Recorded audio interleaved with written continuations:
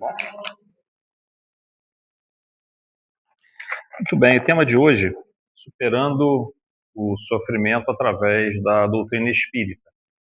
Esse sofrimento aqui, na verdade, é mais assim, a gente tem que entender por efeito do nosso estudo aqui, algo que seria meio que sinônimo de infelicidade, ou seja, é um estado de sofrimento, na verdade, que nós estamos nos referindo. Não um sofrimento passageiro, mas algo que se cronifica.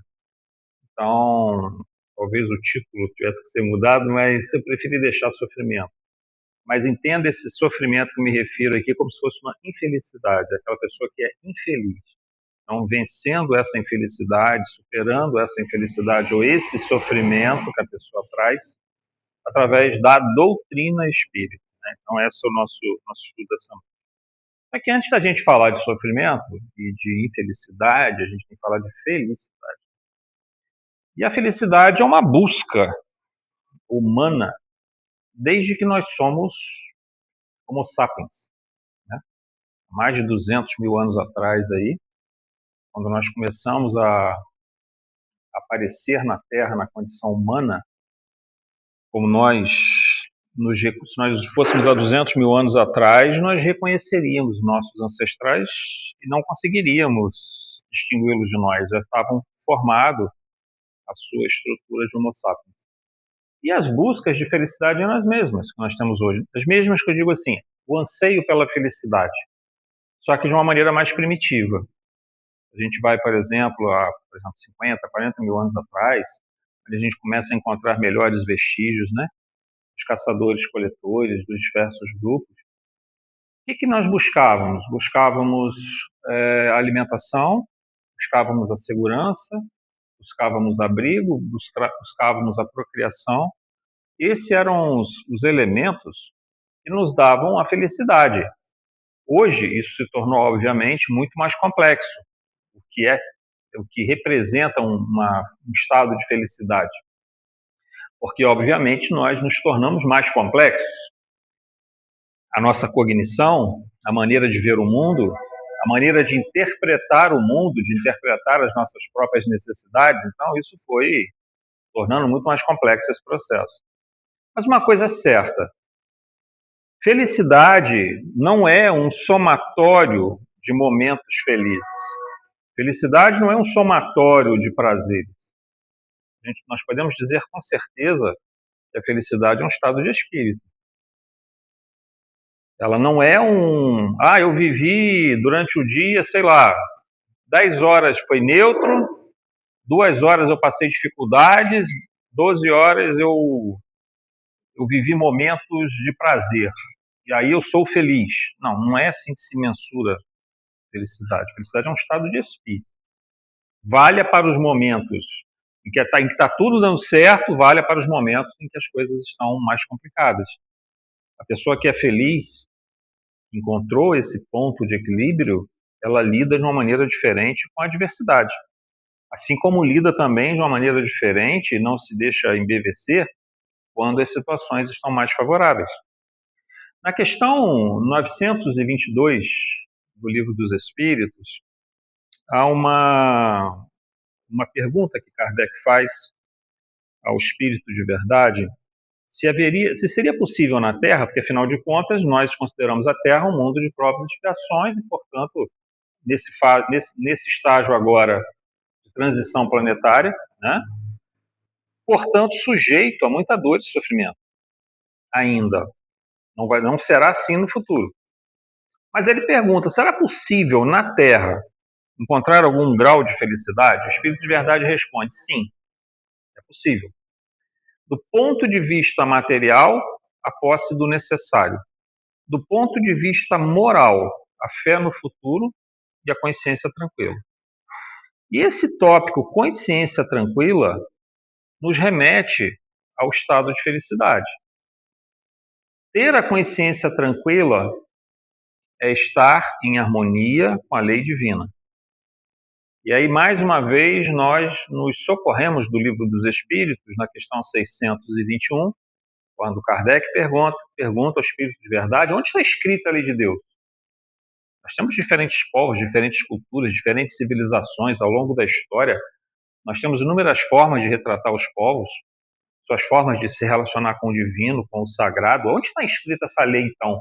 Porque se nós pegarmos, por exemplo, a doutrina espírita e compararmos, digamos, com o islamismo, ou compararmos com o budismo, nós vamos ver diferenças tão grandes nas formas como esse relacionamento se dá.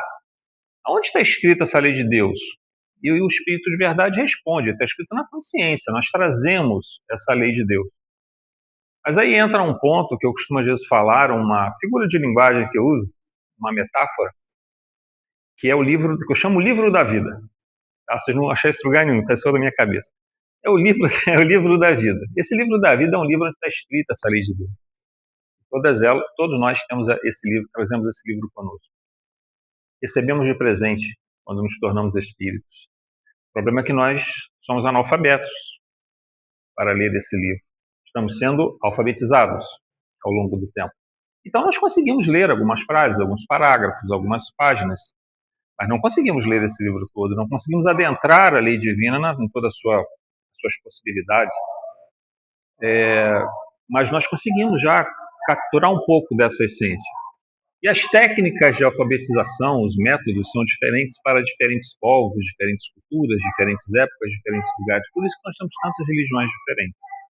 As pessoas são diferentes, os povos são diferentes. Portanto, os métodos, as técnicas, precisam ter algumas diferenças. Mas, no fundo, a essência é a lei divina.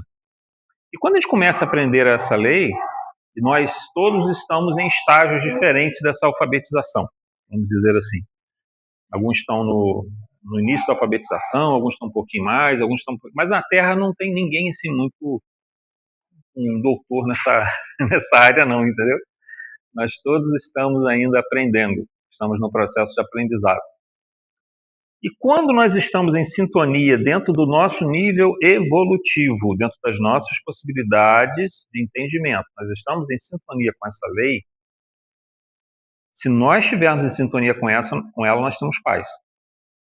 E se nós temos paz, nós temos a consciência tranquila. Quando nós, dentro do nosso nível evolutivo, dentro do nosso nível de alfabetização que permitiu ler um pouco desse livro da vida, a gente está fazendo coisa, nosso comportamento entra em conflito com aquilo que está na lei, e nós sabemos que aquilo ali é o que nós precisamos, nós criamos um conflito interno, então entramos no estado de sofrimento. Portanto, o estado de felicidade, a condição de felicidade, como está lá na questão 922 do Livro dos Espíritos, ali ele abarca 3 pontos, né? A posse do necessário, que já para nós já diz que a gente deve cultivar um desapego, e aí ele não fala qual é esse necessário, cada um vai saber aonde está esse nível do necessário, e nós sabemos quando esse necessário já está extrapolando, e são diferentes necessários, as pessoas têm diferentes necessidades, portanto não há qualquer julgamento nesse sentido, se o indivíduo é rico, se o indivíduo é pobre, se o indivíduo é classe média, é o necessário de cada um, mas cada um sabe quando esse apego já se tornou grande demais e já está extrapolando e começando a criar uma escravidão para ele na matéria, ou em relações afetivas que se tornam possessivas. Uma relação afetiva possessiva, ela deixa de ser uma relação amorosa para ser um apego, e isso também cai como uma variação. Isso não se aplica só quando a posse do necessário, não é só as questões materiais, é principalmente as materiais, mas ela também se extrapola para o nível dos relacionamentos, que não devem ser possessivos. O amor não é possessivo. Né? Não foi assim que Jesus nos ensinou, que os mentores espirituais nos têm ensinado ao longo do tempo. A fé no futuro implica, nos coloca diretamente na essência da divindade, porque ter fé numa coisa que ainda não aconteceu, que só faz sentido você falar em fé, eu estou falando em algo que ainda não se realizou, mas que eu tenho uma imensa expectativa de que se realizará. E aí nós temos a melhor definição de fé na Epístola aos Hebreus, quando ali então é colocado que uma das definições de fé mais bonitas que eu conheço, a fé é a posse antecipada daquilo que se espera. Né? Isso é um resumo do que está lá no trecho, é maior do que isso, tá? Mas isso é um resumo do que aquela passagem quer dizer.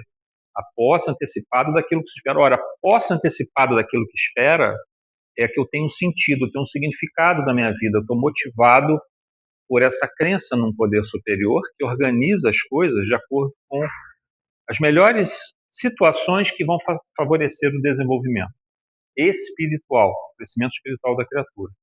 Mas a consciência tranquila é o ponto que toca mais fortemente naquilo que nós estamos colocando. Porque se eu tenho essa consciência tranquila, então o meu comportamento está em sintonia com a lei divina. Agora a gente vai para um outro ponto que é importante aqui também. Visão e entendimento corretos. O que quer dizer isso? Eu ver o mundo de uma maneira correta e processar isso que eu estou vendo. Quando eu falo visão, gente, é a percepção, tá? Que pode ser ouvir, pode ser ver, pode ser tocar. A maneira como eu processo, como eu percebo o mundo ao meu redor. A maneira como eu interajo com as pessoas, com as coisas, com os eventos. Isso é a visão do mundo. Ver corretamente, a gente vai voltar um pouquinho esse tópico daqui a pouco, mas ver corretamente e processar corretamente isso, se for feito realmente da maneira correta, nos coloca no caminho da perfectibilidade. E ao nos colocar no caminho da perfectibilidade, também estabelece um padrão de felicidade para a criatura possível dentro do seu nível evolutivo. E aqui é um dos pontos chaves para nós compreendermos o problema da dor ou da capacidade de suplantar a dor. E, portanto, se a dor te alcança, mas você a suplanta, por um estado de espírito, digamos, em sintonia com a lei divina, e com a visão e entendimento corretos, então não há sofrimento que te alcança.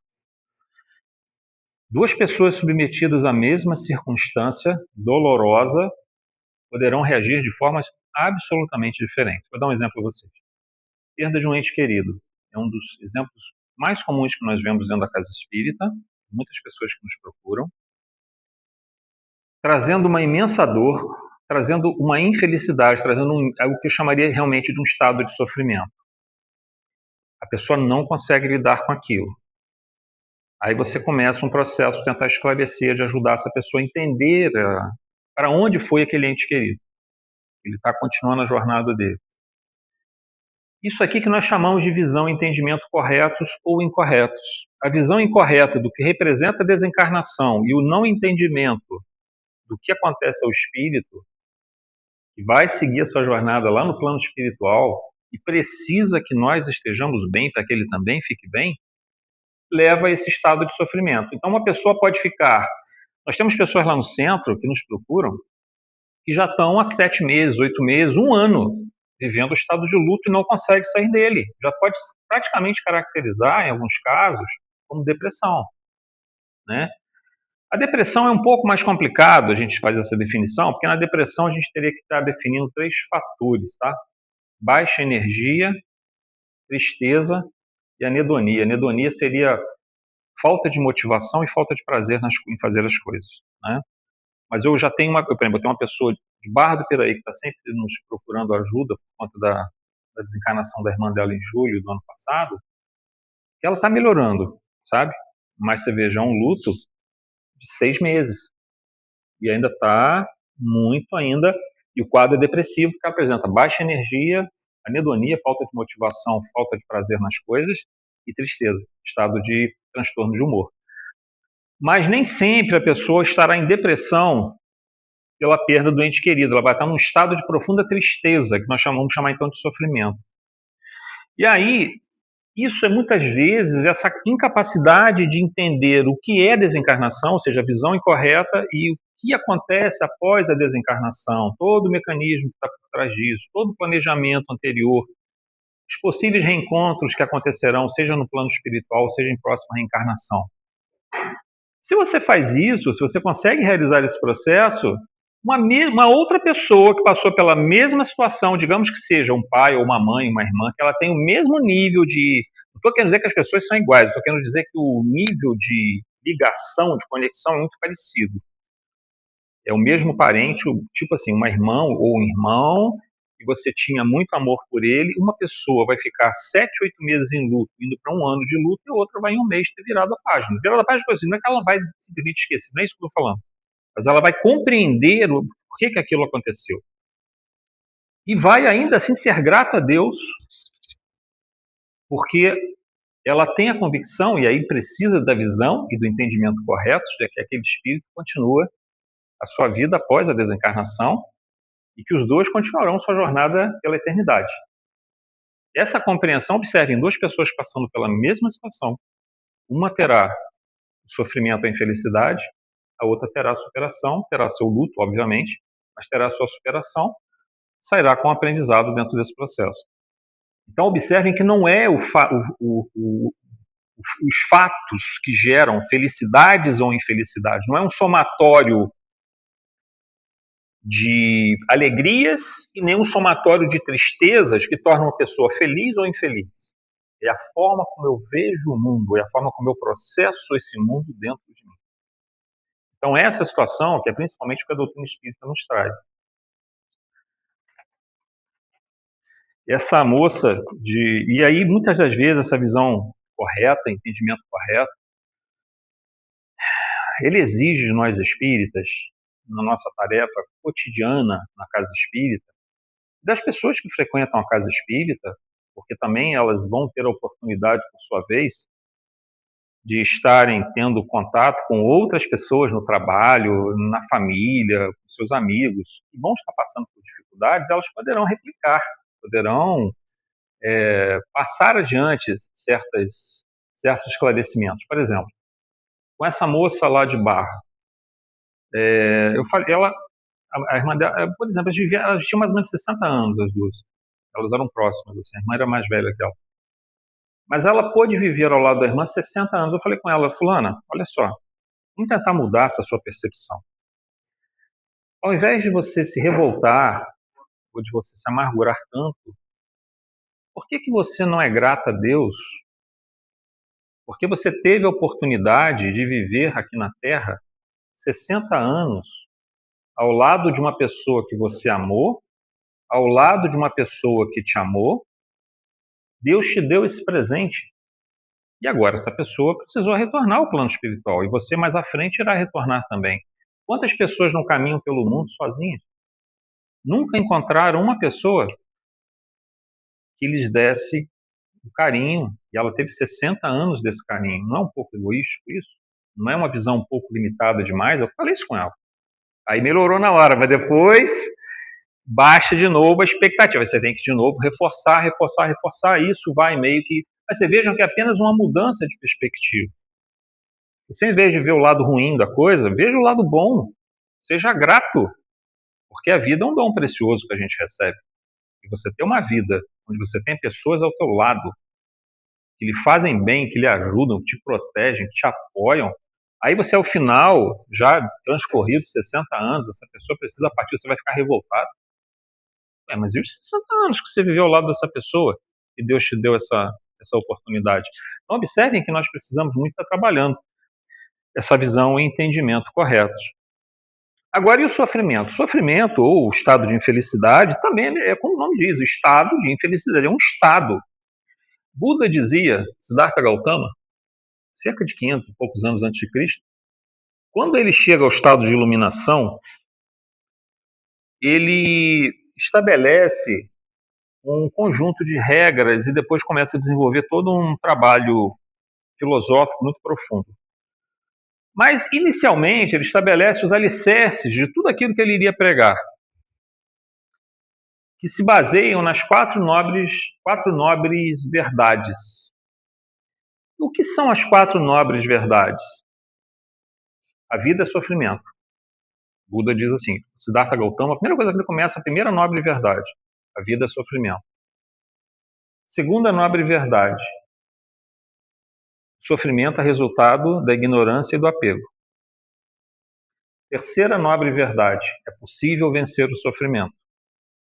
Quarta nobre verdade, eu vos ensino o caminho óctuplo para que vós possais vencer o sofrimento. E aí vem o ensinamento do caminho óctuplo, são 8 passos que ele ensina dentro das tradições budistas. Observem que Jesus diz assim, bem-aventurados os aflitos. Mas por que bem-aventurados os aflitos? Jesus quer que a gente sofra? Veja, Jesus ensinava um caminho para que nós pudéssemos lidar com as aflições, porque as aflições são inerentes ao nosso planeta. Querer que o nosso planeta não tenha aflição é uma utopia. Isso aqui é mundo de provas e expiações, mundo de transição planetária. Quem tem que mudar não é o mundo, quem tem que mudar somos nós. A maneira como nós vemos o mundo, como nós processamos a realidade. E Jesus ensinou a processar a realidade? Ensinou. No mesmo Sermão da Montanha, onde ele coloca essa bem-aventurança, há uma belíssima passagem em Mateus, onde Jesus diz assim, os olhos são a lâmpada do corpo. Se os seus olhos são bons, todo o teu corpo fica iluminado. Mas se os seus olhos estão doentes, todo o teu corpo fica em trevas. Veja que Jesus não está falando de olho físico, nem está falando de corpo físico. Ele está falando de olho no sentido da visão. Como eu vejo o mundo. E corpo não é corpo físico, é corpo espiritual. E o que é ver o mundo com esses olhos bons? Que o olho bom e o olho mau no judaísmo antigo é assim, o olho bom é o olho da generosidade, é o olho da compaixão, é o olho do entendimento. O que é o olho ruim? É o olho da inveja, é o nosso olho gordo de hoje. É o olho da inveja, é o olho da ingratidão, é o olho da raiva. É a maneira como eu vejo o mundo. Se eu vejo o mundo de uma maneira com olhos sãos, meu corpo se ilumina, meu corpo espiritual se ilumina. Se o meu olho está doente, se a minha visão é deturpada do mundo, se eu só vejo o lado negativo, meu corpo espiritual fica em trevas. Ele não tem luz. Porque o meu corpo espiritual é um reflexo da minha psique. É um reflexo do meu espírito. Né? Então, dentro desse processo, Jesus ensinou várias formas pelos quais nós não deveríamos cultivar estados negativos. Deveríamos cultivar estados elevados, de tal forma que meu jugo é suave, meu fardo é leve. Não é à toa que ele fala isso. Ele propõe um jugo suave e um fardo leve. Significa que quem segui-lo transitará pelo planeta Terra podendo cultivar, sim, esse estado de felicidade. E, aliás, é do estado dos cristãos. Né? É um estado de felicidade, apesar de viver em um meio muito difícil. Então, é muito importante a gente conseguir, gente, discernir entre situações aflitivas, situações de dor, situações de sofrimento, de infelicidade ou de um estado de sofrimento. Tem pessoas que ficam doentes, ficam desesperadas, outros ficam doentes e dão lições para a gente impressionantes de fé, de esperança, de resignação, de resiliência, que a gente nem imagina. A gente vê muito isso porque no centro a gente tem muito pedido de oração intercessória e tal, então tem muitas pessoas com câncer, e as pessoas reagem de formas muito, muito diferentes, é óbvio, porque as pessoas são muito diferentes. Esse livro da vida, alguns já folhearam mais, já foram mais alfabetizados, outros menos um pouco, outros já conhecem, mas não aplicam. Então tem pessoas que têm uma fé assim que deixa a gente até envergonhado. A gente às vezes com uma dorzinha, com um probleminha, a gente já fica desesperado, e o outro passando por um câncer seríssimo e tal, e a pessoa mantém aquela fé, aquela resignação, aquela crença que ela vai conseguir superar. E isso é metade do caminho, porque se você mantém esse estado de espírito, você fortalece seu sistema imunológico, seu sistema endócrino, seu sistema de neurotransmissores, todo esse eixo que trabalha a parte endócrina, a parte imunológica e a parte de neurotransmissores, ela se fortalece e, obviamente, que, claro que a quimioterapia, a radioterapia, a imunoterapia, todos eles vão realizar a tarefa importantíssima, mas se o indivíduo não consegue combater isso, ele não consegue dar esse espaço. Eu me lembro, há muitos anos atrás, isso já vai aí uns 33 anos atrás, quando eu estava num outro centro lá em Vassouras, o primeiro centro que eu frequentei lá em Vassouras, quer dizer, não que eu frequentei, mas foi o primeiro centro que eu trabalhei em Vassouras. Né? Eu conhecia o centro que eu estou atualmente, que é o Jesus Maria José. Mas esse outro centro que eu conheci um senhor lá que ele teve um câncer de cérebro. E ele usava quimioterapia, e naquela época até a própria quimioterapia era um pouco mais dolorosa, vamos dizer assim, porque os medicamentos, à medida que o tempo passa, também vão se aprimorando mais, né? Se tornam menos tóxicos e tal. Ainda são muito dolorosos, mas deram mais ainda no passado. E os médicos deram 6 meses de vida para ele. Porque era um câncer inoperável. Não tinha como operar o câncer do local que ele estava. Só com a quimioterapia. E ele tomava aquilo, a medicação, e ele atacava muito as células sanguíneas dele, as hemácias. Então ele ficava muito anímico. Então ele tinha que comer, assim, por exemplo, fígado de boi. E tinha que ser cru, preferencialmente fígado cru. Então ele batia aquilo no liquidificador, beterraba, esse negócio todo, tomava. Só que, imagina só, você toma fígado cru, sendo que você já está enjoado pela medicação. O que acontecia? Vomitava, né? O que ele fazia? Batia de novo no liquidificador, tomava, até parar no estômago. Ele tinha uma determinação, uma convicção de que ele ia ficar curado, que ele precisava fazer aquilo, porque vejam, quando Kardec fala sobre o poder da fé, ele fala que a fé é divina e a fé é humana. Nós temos que ter essas duas precisam se encaixar, né? Ele teve tanta determinação nisso, nessa força dele, que ele se curou tendo essa postura correta, essa determinação e os tratamentos, e o médico que cuidava dele morreu antes dele. Então você vê como o que é o poder do pensamento, o poder da emoção bem direcionada, né? A capacidade disso. Nós estávamos falando aqui que Buda disse que a vida é sofrimento. Isso parece meio desanimador, mas não deveria ser. Porque, na verdade,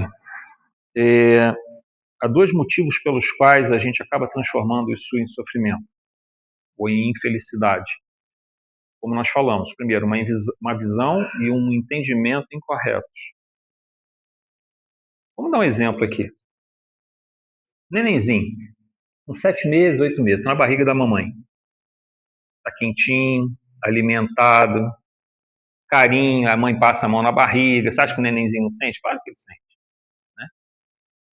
O que acontece no nascimento? Ele sai da barriga da mamãe, corta o cordão umbilical, frio, ele médico com a máscara olhando para ele, tem um susto danado, o bichinho começa a chorar, desesperado. É o choque que é, né? Você sair da barriga da tua mãe. Se fosse ficar perguntando pro nenenzinho, você quer sair da barriga da sua mãe agora? Quer ir lá para fora? Não, deixa eu ficar mais um pouquinho aqui, A gente ia chegar com 20, 30 anos de idade e ia estar dentro da barriga da nossa mãe ainda. A gente não ia ter saído dessa zona de conforto. Ninguém ia querer sair da barriga da mãe. Todo mundo ia querer estar no ventre materno ainda, sendo acolhido, sendo acariciado, sendo amado pela nossa mãe. Mas a gente tem que sair, a gente tem que crescer. Né? Então, de certa forma, é um choque para todo nenenzinho. Tem um choque, a gente nunca para pensar nisso, mas é um choque. É um choque de uma realidade onde você sai de uma zona de conforto para entrar numa região um pouco inóspita, vamos dizer assim, até certo ponto, mas que vai fazer você crescer, se desenvolver, e você vai descobrir coisas novas, você vai aprender a gostar daquilo, e seu espírito vai se fortalecer. Então, assim ocorre com a gente. Quando a gente fala de dor e evolução, que não é uma dor necessariamente kármica, é uma dor que nos alcança em pequenas dorezinhas, pequenos sofrimentos que surgem, eles, na verdade, vêm para provar nossa fé, para a gente descobrir verdadeiro sentido, significado da existência, para a gente não se acomodar em apegos, não se acomodar como se fosse um nenenzinho na barriga da mãe. Porque, de repente, quantas pessoas a gente observa acomodados aqui na Terra, que não querem sair da sua zona de conforto, e não querem aprender, e não querem trabalhar suas emoções, não querem tentar crescer espiritualmente, crescer como ser humano, se tornar uma pessoa melhor. E a dor, às vezes, vem com esses elementos. A própria desencarnação de uma pessoa próxima acende um alerta que a gente tem um tempo aqui na Terra, nessa encarnação, né?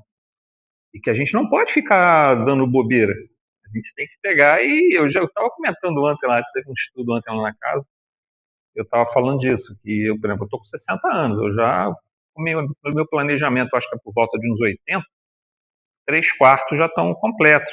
Só tem 1/4 agora para poder aproveitar e fazer o que eu ainda não pude fazer. E olha que tem coisa pra caramba para ser feito.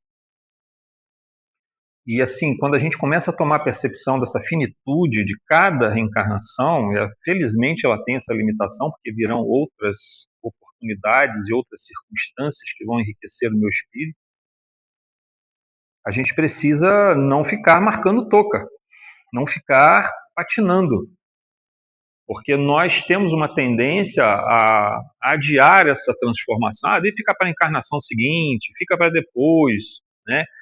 Nós espíritas falamos muitas vezes isso, da próxima encarnação, não, gente, corrigir agora, fazer o que puder ser feito, tudo que puder ser feito agora, faça agora.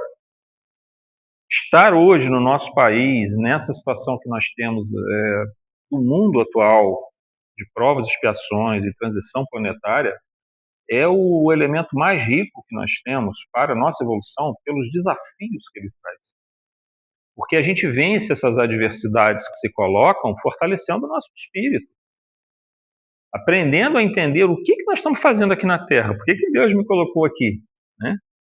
Aonde Ele quer que eu chegue? Deus quer que eu encontre a perfeição possível.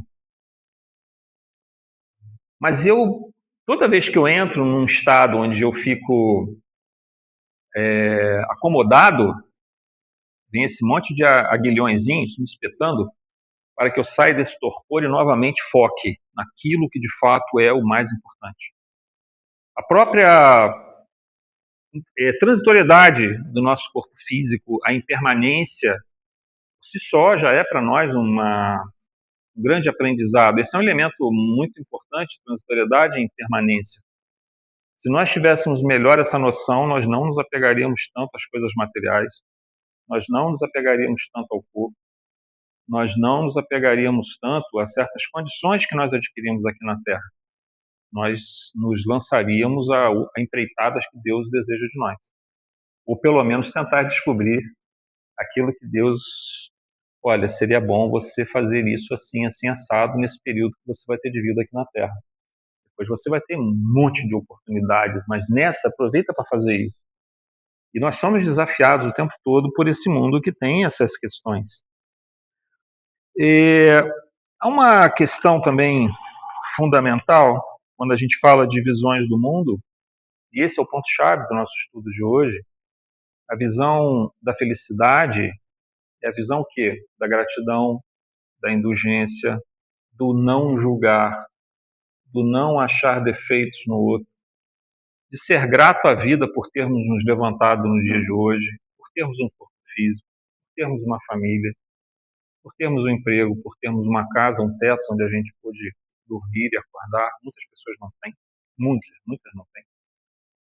Então nós só temos que ser gratos, nós temos que aprender a exercer essa gratidão. Isso é uma visão correta, uma das formas de exercer a visão correta. E é interessante quando a gente pega o Sermão da Montanha, a gente vai ver o tempo todo Jesus reforçando esse aspecto de que a gente não deve julgar, que a gente não deve achar defeito, que a gente deve... Imagina só uma pessoa que não perdoa, uma pessoa com rancor, com raiva. Essa pessoa vai ser feliz? Como é que ela vai se livrar do sofrimento, da infelicidade? Ela mesma optou por carregar essa mágoa. Isso é uma tecla que Jesus bate muito no Sermão da Montanha, no Evangelho como um todo, mas especialmente no Sermão da Montanha, ele bate muito nessa tecla.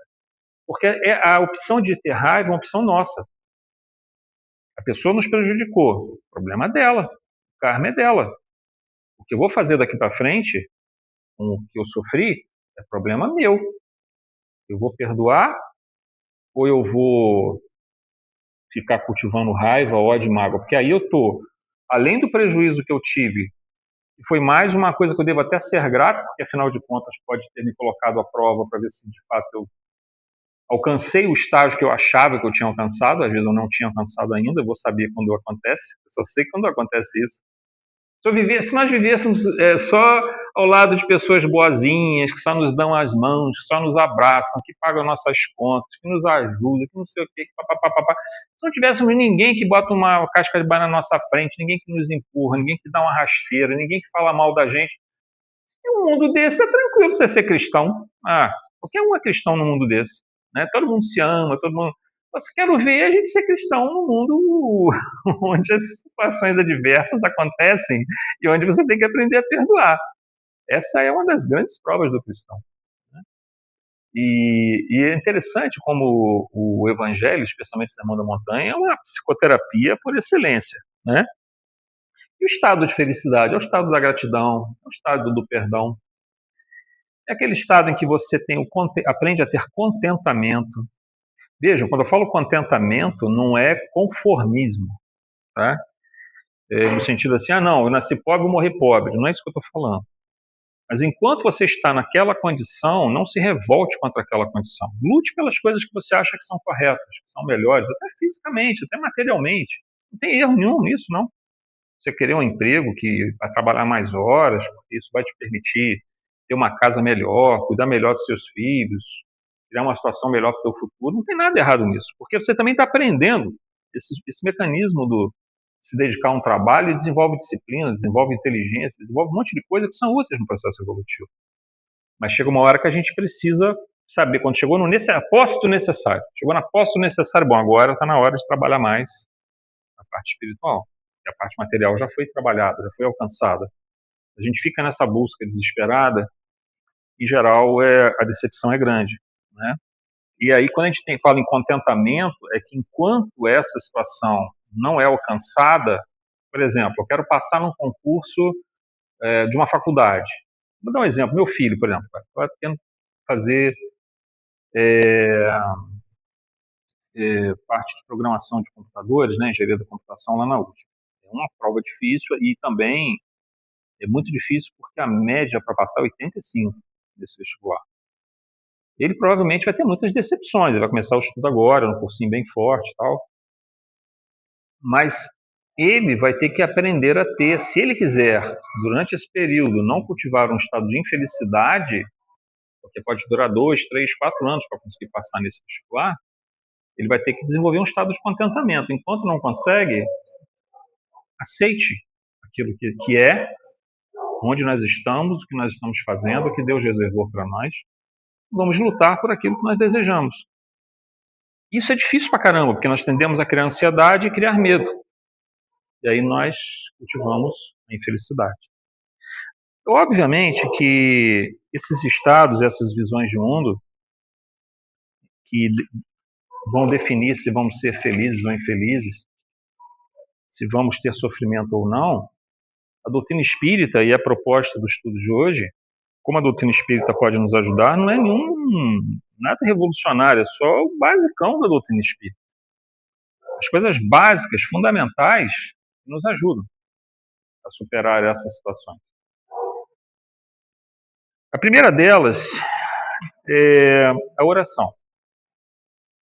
Nós aprendermos a orar diariamente. Mas não é aquela oração que você faz correndo de noite ou de manhã cedo e 1, 2 minutos. Se concentra. Tenta acordar um pouquinho mais cedo, 10 minutinhos mais cedo. Direciona uns 10, 15 minutos para a sua oração, pelo menos. Faz uma leitura, assim como foi feita a leitura de harmonização aqui, para preparar a gente. Quando a gente acorda muito agitado já. Está pensando um monte de coisa que a gente vai fazer durante o dia. Esse não é o estado correto para se iniciar a oração. Vamos fazer uma leitura, vamos ler um pouquinho, vamos meditar um pouco. Aí eu pego e faço mas não dá tempo, acorda mais cedo um pouquinho. Né? Nosso dia tem 24 horas, cada hora tem 60 minutos, nosso dia tem 1440 minutos. Se a gente destinar 10 minutos, 15 minutos por dia, estamos destinando o quê? 1% do nosso tempo? É muito pouco. E nem isso nós fazemos. Né? Então, a nossa proposta é que essa oração seja algo cultivado com... Porque a oração é um pensamento estruturado. É uma conexão com o divino. É uma forma de nós nos conectarmos com os nossos guias espirituais, com os espíritos que nos protegem. Eles vão nos ajudar em muitos momentos difíceis. Quando a gente fala aqui de desenvolver a visão e entendimento corretos para lidarmos com as adversidades, com as dificuldades, isso implica muito também a nossa capacidade de conexão com esses irmãos, porque eles também estão nos alfabetizando, eles estão nos ensinando a ler esse livro da vida, a aprender a ler esse livro da vida. A gente não aprende sozinho. Na verdade, Deus provê várias circunstâncias, várias situações. São irmãos mais velhos que nós que nos ensinam, são mestres, são espíritos, são doutrinas, são livros, várias formas pelas quais nós vamos aprender, são os nossos pais, nossos mentores, várias pessoas que vão sendo importantes na nossa vida e várias formas pelas quais esse conhecimento se dissemina. O trabalho dentro de uma... focando bem a questão da doutrina espírita, estar numa casa espírita, a casa espírita ela é um posto de socorro, um hospital, né? Ela é uma escola, ela é um templo e ela é um lar. Como lar, ela é uma comunidade, as pessoas se ajudam. Lá em Vassoura a gente procura estar sempre... O pessoal já não vai 1, 2 semanas, a gente já... Hoje está muito fácil você manter. Às vezes a pessoa não quer incomodar, ela está doente, não quer incomodar, não fala nada, fica quieta. E às vezes ela está precisando ser ajudada. Ela pode não estar bem psicologicamente, pode não estar bem espiritualmente. Então, você quando se sente como pertencendo a uma família, a uma comunidade, isso te traz um estado de paz muito grande. Isso faz toda a diferença, mas faz toda a diferença. Tá? Então, como lar, na dimensão lar, a casa espírita tem essa função. Aprender a autocura pela prática de fazer o bem. Todos nós trazemos sombras do nosso passado, do nosso psiquismo de profundidade, das nossas vivências anteriores. Sombra é um conceito muito utilizado, eu já citei aqui outras vezes, pela Joana de Ângeles, na obra psicológica dela através do Divaldo, mas é um conceito que nós vamos encontrar em Carl Gustav Jung também, o conceito de sombra, que é uma matriz psíquica do nosso passado, de vidas anteriores, que nos aflige. Pode ser uma perda, pode ser culpa, pode ser trauma, pode ser medo, pode ser um monte de coisas que são aflitivos e nós não trabalhamos naquela época, naquela ocasião. Nós deixamos guardadinhos na gaveta, só que uma hora ele tem que sair da gavetinha e tem que ser tratado, tem que ser iluminado, transmutado, como nos diz Joana de Ângeles. Então, muitas das vezes, esses elementos vêm à tona. Então, nós também temos as nossas angústias. Por mais que a gente esteja tentando aprender e descobrir o quão magnífica é a doutrina espírita. Mas uma das formas de nós curarmos essas feridas do passado é ajudando o próximo. Quebra o nosso egoísmo, ela diminui o nosso egoísmo, aumenta a nossa percepção do sofrimento alheio, e, portanto, a gente consegue... Como é que eu posso dizer? A nossa visão é muito fragmentária, é muito parcial. Nós não conseguimos ter uma visão completa das coisas. E aí, quando a gente consegue ver a dor do próximo e entramos num estado assim de sintonia ou de empatia com o próximo que está sofrendo, eu consigo ver que o sofrimento dele é muito mais intenso do que o meu, porque nós trabalhamos muito por comparação. Muito do nosso conhecimento e especialmente dos nossos estados emocionais são baseados por comparação. Se eu estou num emprego, num ambiente de trabalho onde eu ganho X e todo mundo no meu emprego ganha 3X, eu vou ficar aborrecido naquele ambiente. Mas se eu ganho X e todo mundo ganha meio X, eu vou ficar satisfeito naquele ambiente. E não... Entendeu? É curioso essa história, mas assim, não estou dizendo que vale para todas as pessoas, mas 80% das pessoas funcionam dessa forma. Você se baseia por comparação. A comparação é o que determina se você está ganhando muito, está ganhando pouco, se você está feliz, se você está infeliz. É equivocado. É a maneira como nós temos, gente, nessa atual fase nossa, na situação que nós nos encontramos, é a maneira como nós construímos o nosso conhecimento, como nós estabelecemos nossos estados emocionais, os nossos valores, é por comparação. A gente compara muita coisa. E a gente, quando começa a tomar contato com a dor do próximo, a gente começa a ver a real dimensão dos nossos problemas. Mas aí surge uma outra questão. É o que nós chamamos de amor-comportamento, amor-sentimento. O amor-comportamento é aquele que nós nos obrigamos a fazer o bem. O amor-sentimento é aquele que nós, nosso coração nos ensina que aquilo é uma coisa boa, ou nos mostra, melhor dizendo, que é uma coisa boa, a gente se sente feliz por fazer o bem. Dificilmente nós vamos começar pelo amor-sentimento. Quase sempre a gente começa pelo amor-comportamento. E o amor-sentimento virá depois, naturalmente, como um processo, quando a gente começa, e a gente descobre o amor-sentimento, quando você vê que as pessoas que você ajudou começam a se recuperar, algumas dessas pessoas vão se recuperando, isso começa a trazer uma alegria que não tem a ver com recompensas, no sentido assim, eu fiz o bem, Deus está olhando e vai me ajudar. Não tem nada a ver com isso. Você ajudou aquela pessoa e você vê que ela ficou bem, aquilo te dá uma paz de espírito. Essa paz de espírito não há preço para isso. Não há preço. Esse é a autocura que nós precisamos. E por fim, também não é nenhuma surpresa, a leitura edificante. A prática do estudo, da leitura, da palestra, mas especialmente a leitura edificante, ela ajuda a estruturar o nosso pensamento. Todo dia, gente, a gente tem que tirar 10 minutinhos, 5 minutinhos para ler uma obra espírita. É muito importante a gente fazer isso.